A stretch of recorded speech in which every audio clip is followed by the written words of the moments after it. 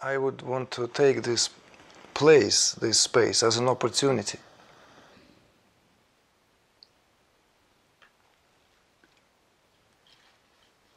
I would like to see what it holds, so that you, or some of you, can in turn also perhaps do the same and turn this 180 degree and see for yourself what this is about. Because it's very easy to assume that someone is going to sit in front of us and entertain us spiritually, deliver us something that we don't know, deliver us something that will deliver us by the very nature of that, what is being delivered. So let us remind ourselves, what are we doing here? All of us, let's remind ourselves, what are we doing here?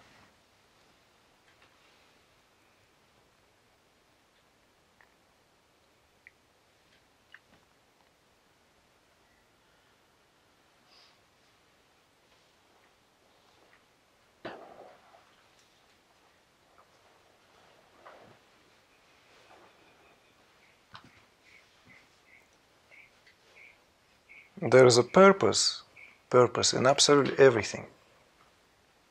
It's one perspective. Or everything is just purposeless, utterly, devoid of any purpose. Whatever perspective we want to take, whatever feels comfortable, whatever suits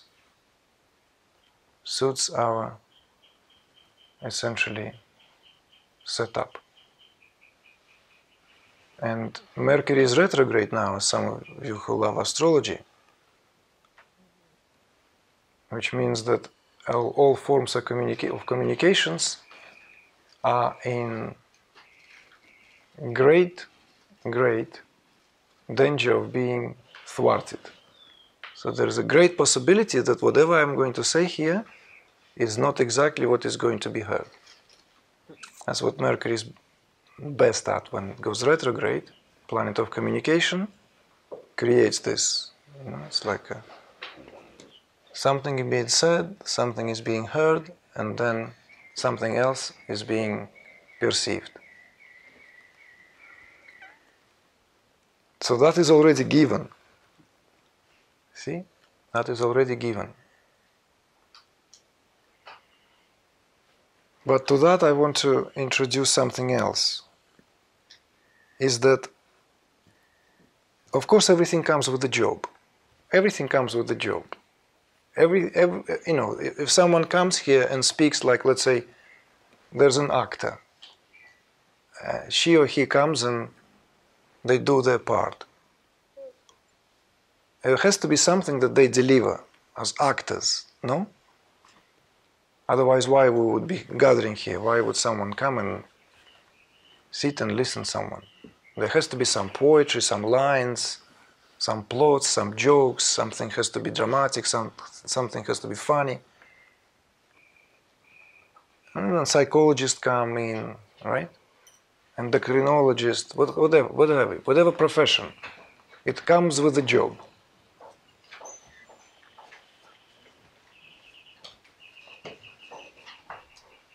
Writer comes, the books need to be sold. Not that they need to be sold, but it would be good if they are sold, no? Let's face it, one way or the other. It's lovely to write books, but it's also nice when they are being sold. But if someone decides to call themselves spiritual teacher, what the heck is that supposed to mean? This is why I want us first to kind of like move a little bit, just to find out what we're doing here. Because supposedly this guy comes in, it's a second time actually. Can you imagine? First time he got away with it, and now he's again here in the same role. You know, same shoes wearing even.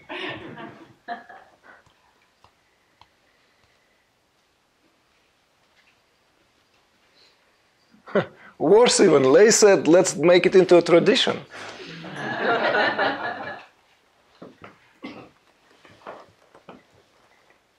See, the precedent is established.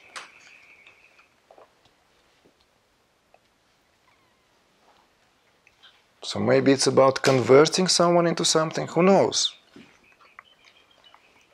But what does come with the job for someone who holds a space and decides to speak something that's supposed to make sense or supposedly make sense to someone's lives? It's now turned all the way for you to contemplate. Can anyone assist anyone in this job? Because spiritual teacher is a specific job, it's a specific profession. He may be a great actor or a lousy one, it doesn't matter. He may be a great writer, or he can't even spell to save his, whatever that is. Whatever that is meant to be saved. It's irrelevant.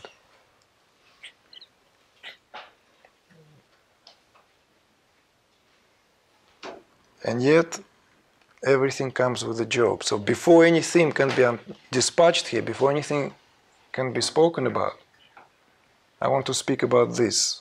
Because spiritual themes are just that. Believe me, hooks. It's to hook you. It's to essentially, somehow make sure that there is something resonating in you. Something vibrates in you, one way or the other. So that you are essentially somehow get hooked. So we can come up with this theme, with that theme. This theme will be more fascinating. That theme will be lesser spoken about, We can go into all these mysteries and deep secrets and deep kept, this and that. Or we can speak about something which everyone else speaks about all the time, which is could be quite interesting as well, because, like something on everyone's lips. But what is it all about? What this job is about? And why is it a job? Why to even make it into a job?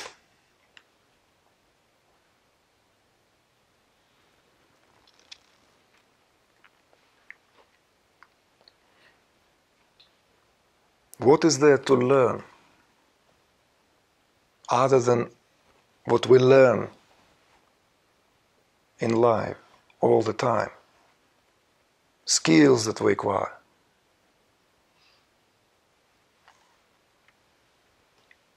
Something that is eager to express itself.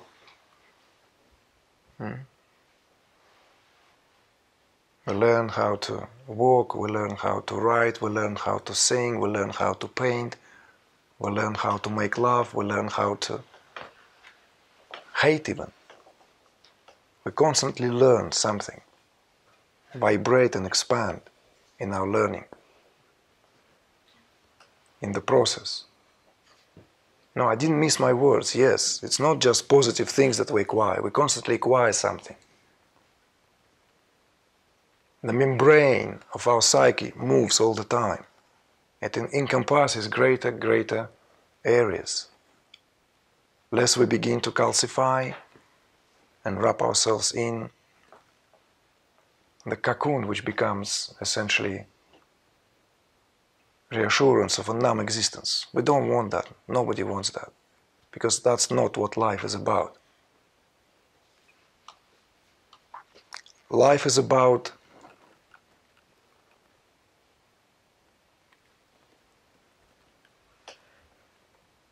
living it to its fullest potential, what life exemplifies.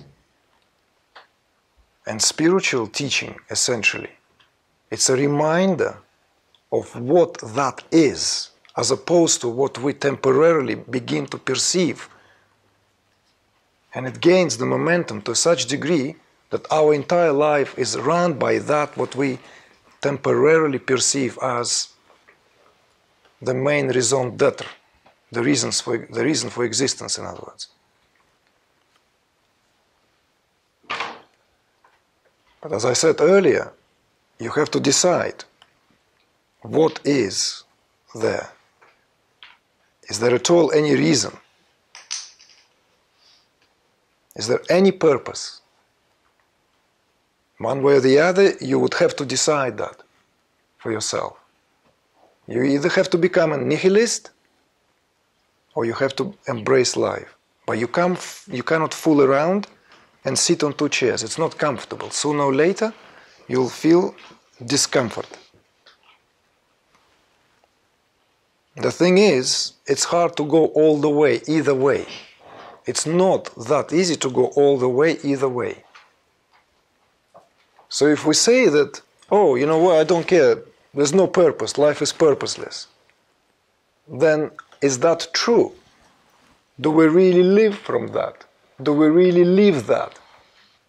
Or we just apply it when it is suitable, when it suits us, as a cop-out possibility? So we then actually find out that no,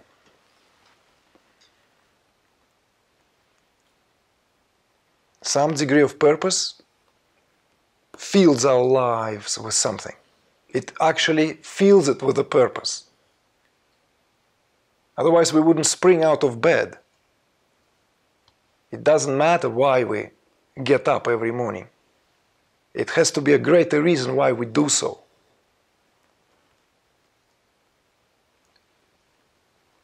So spiritual teaching,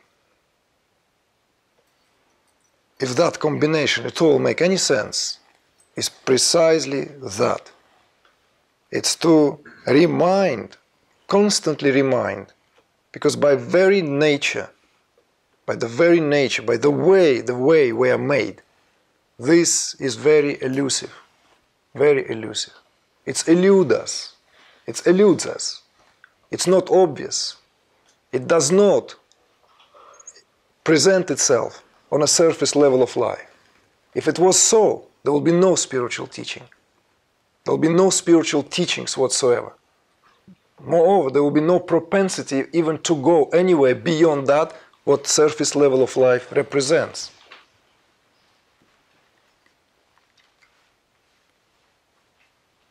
So anyone who has ever sat here on this couch pretending to be spiritual teacher, because believe me, it's also pretending. Because if someone walks around spiritual teacher all the time, they're also scooped. They're also essentially somewhere deluded down the line. Spiritual teacher is not a profession. It's not a job. It's not an occupation. Cannot be. We make it so. But by its very nature, it cannot be so. So if anyone who comes and sits here occupying the space, they better embody that what they're trying to relate. Otherwise, it's all fake. It's all fake. It's all mental, essentially, masturbation and nothing else. And we know what that leads to. It doesn't lead to any good. Because it's like speaking to someone who is thirsty about the water all the time, endlessly, while his lips are, or her lips are cracked and parched, you know. Just give me the fucking drink, you know.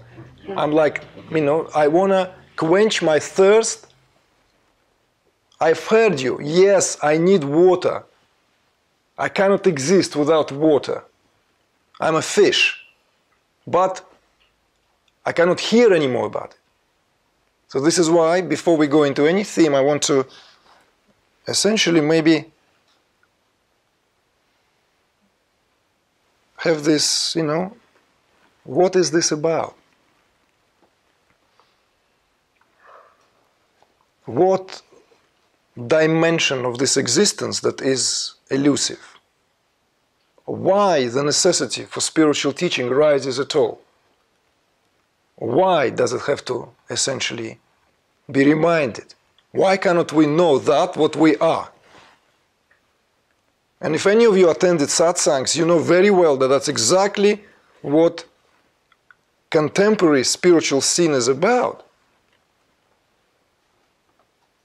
No?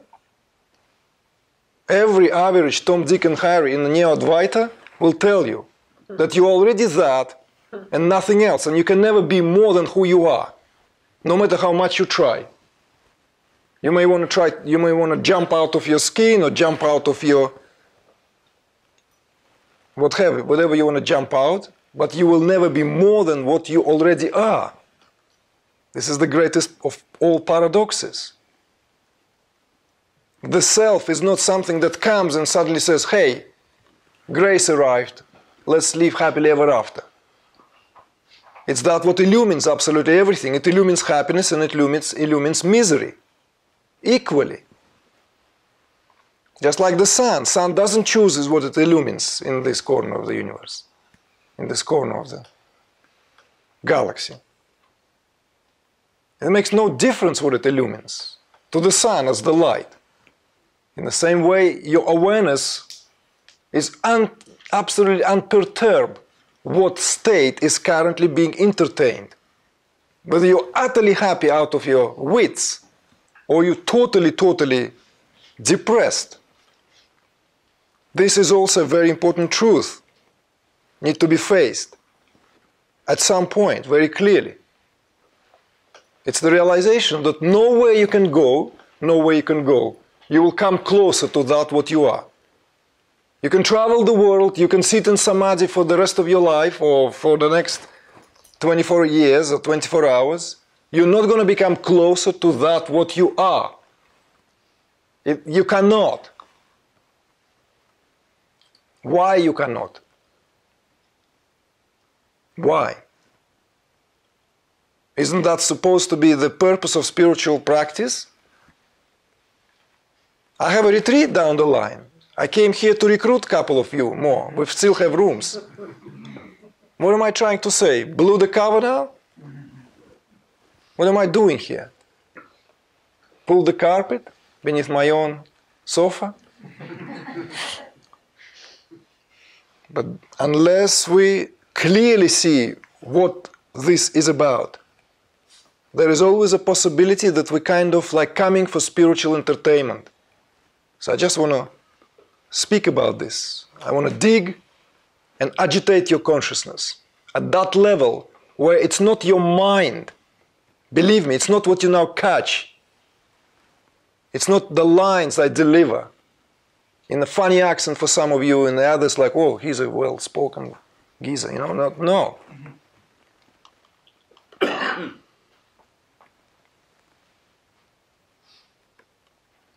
It's that what already haunts you without you knowing it. It's the very essence of that what creates that move, the throb, the quiver within your own awareness, within your own self. That's what prompts you not to accept your existence for what it is, but seek greater vistas, greater fulfillment. It's in the nature of the mind, if you will. It's in the nature of the human mind. I'm not even using the words consciousness, It's in the nature of a human mind to seek greater happiness. To seek greater happiness, greater fulfillment is in the nature of the way the mind is made. If it was not so, there will be no Persian carpets, no paintings, no sculptures, nada, nothing. Everything that you see, every absolutely thing that you lay your eyes on whether it's a landscaped garden,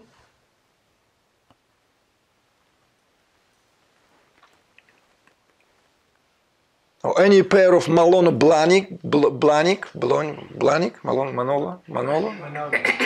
any pair of Manolo's shoes, it's all made for the sake of greater happiness. Yeah.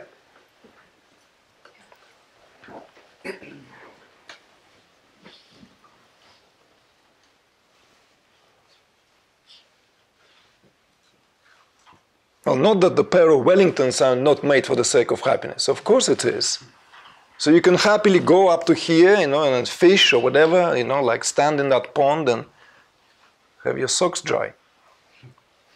It also adds to happiness one way or the other.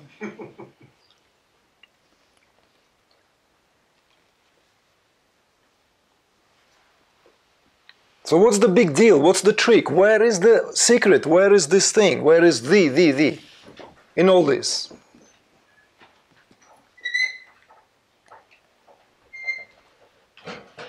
Where is it? Where is it? Huh? Where is it?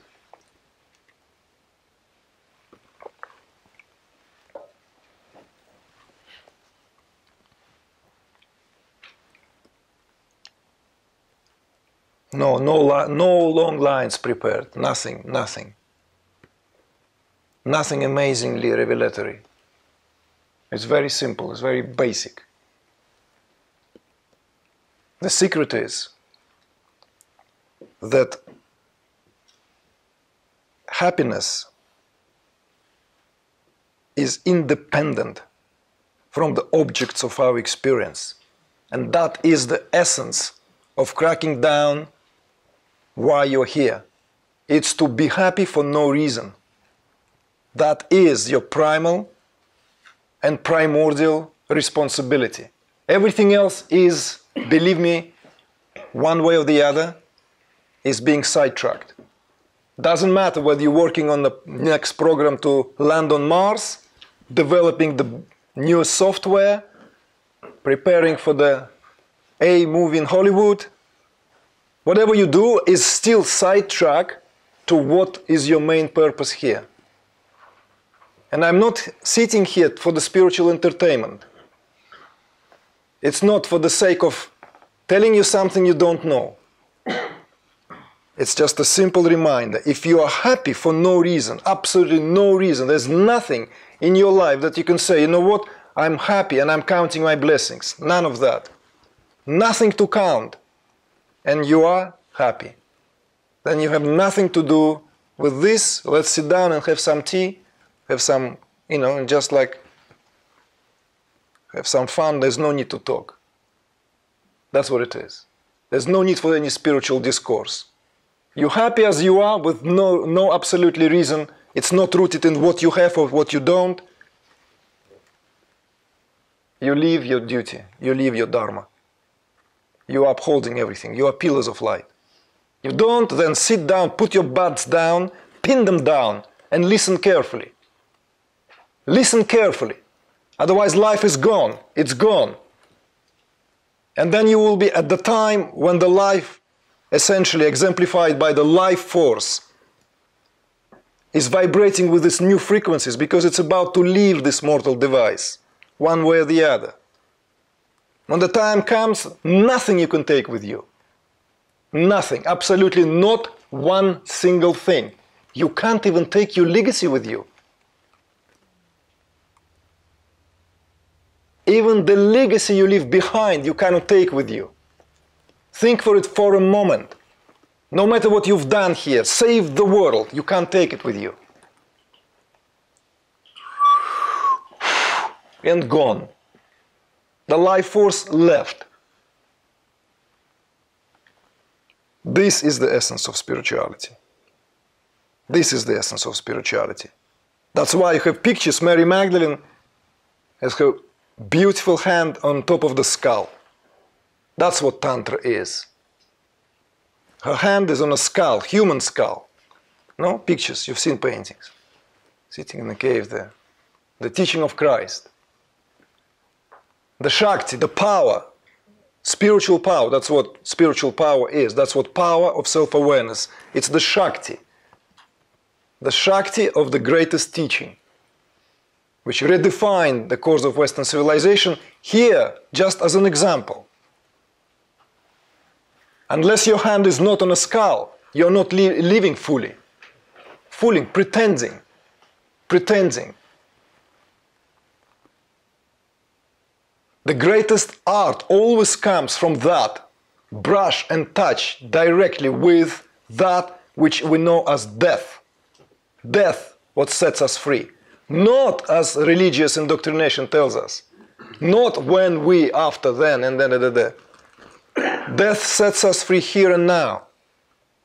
The very definition, die before you die. It's dying to the bullshit, nothing else. It's dying to that which we are not. As simple as this.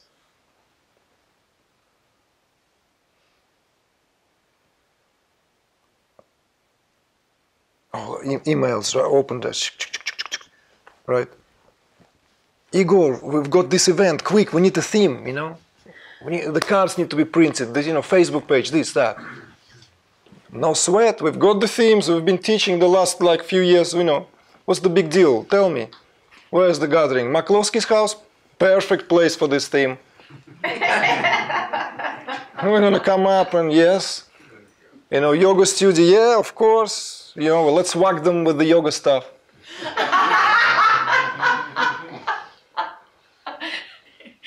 At some point, it's like we start. Actor delivers his roles, and then one day he comes on stage and he's pissed with all this. I don't want to deliver any roles anymore, any lines here. I'm done with Shakespeare. I love him. I adore him. I've said it a zillion times, to be or not to be,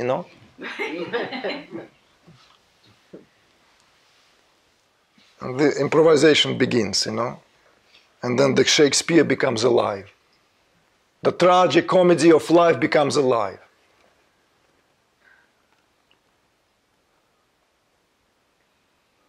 So no one comes here to be entertained. I'm done with entertainment. Your clock is ticking, not mine. I don't live here waiting for something. Nothing I wait for. All is here, right now, at every moment. That's what your legacy. Live it now. Forget about all other legacy. All other legacy is essentially comes around spontaneously and lives through you. If only we can see that none of us lives life. Life lives through us as the river flows through the landscape, through the riverbed. But you need to have guts first. You need to have that fire, that zest, that spiritual power to take you there as the intent, as the desire. You cannot be free unless you desire to be free. Freedom is not given. All what I said before is also an illusion of the mind. Yes, you are the self. You never be closer than you are to the self. Oh, how that feels good? That feels liberating, isn't that so? Wonderful. Why didn't I realize it before? 30 years in meditation, flipping this, that. Scratching here, scratching there. And then the teacher tells you, done, darling, that's all there is.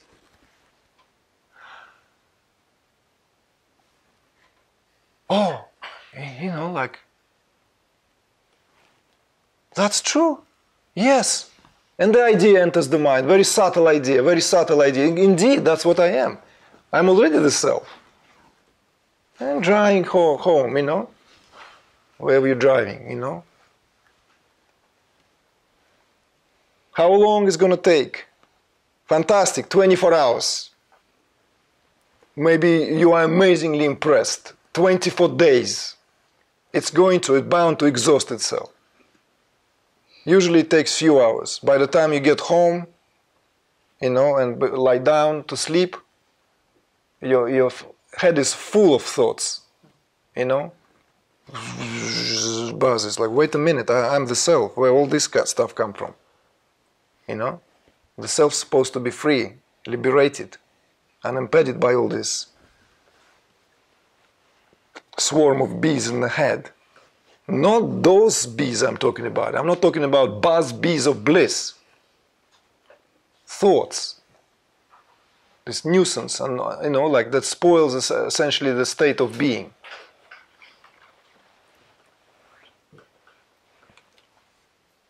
So this is what I want you to remind. Remind all of us that this existence is a very precious opportunity, a gift, an act of offering, a sacrifice, if you will, so that in turn this can be savored fully and lived through every cell, through every fiber. Otherwise, we cannot create new reality. We cannot have this so-called, so much spoken about shift in paradigm. Because it's not happening from the level and on the level of reshuffling something here from this compartment to that compartment. It's nothing to do with left versus right hemisphere of the brain. Both of them are important. It's not that creative side of hemisphere of the brain is somehow more important than that which calculates. The harmony here is not in what preference we give.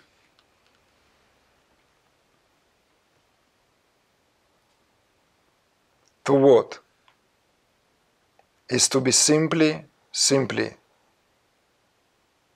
blissed out for no apparent reason. That's what life is about. Is to live life on and from the level of bliss.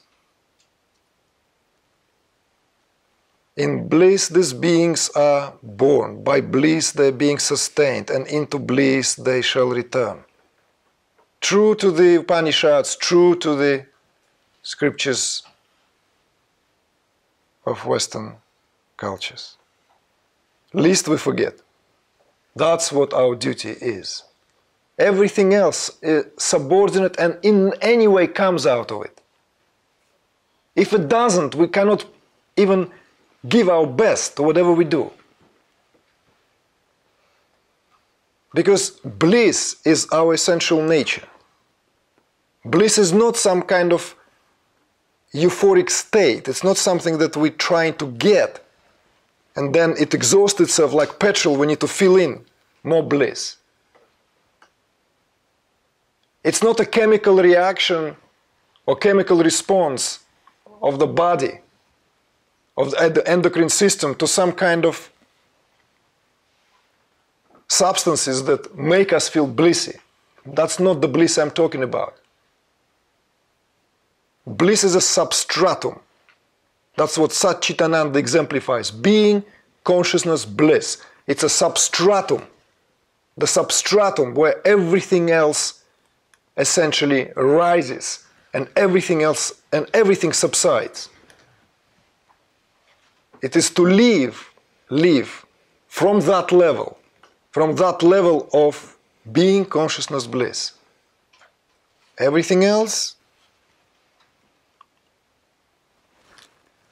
whatever, whatever you're meant to do in this life, whatever you want to do in this life. For some, life is a constant struggle. For others, they don't know what to do, what way to plunge their energy to, essentially, because there is this, oh, I may entertain this or that. It makes no difference. Because by very nature, it's not how well we suit it in life to live that. It has nothing to do with it. And those of you who have had the glimpses of these experiences know exactly what it means and how it feels. When we live from that, what our essential nature, we feel supported, calm, and composed even in the midst of calamity. That's what it means to be in the eye of the storm. Everything else around us may be like a dire straits, cataclysm.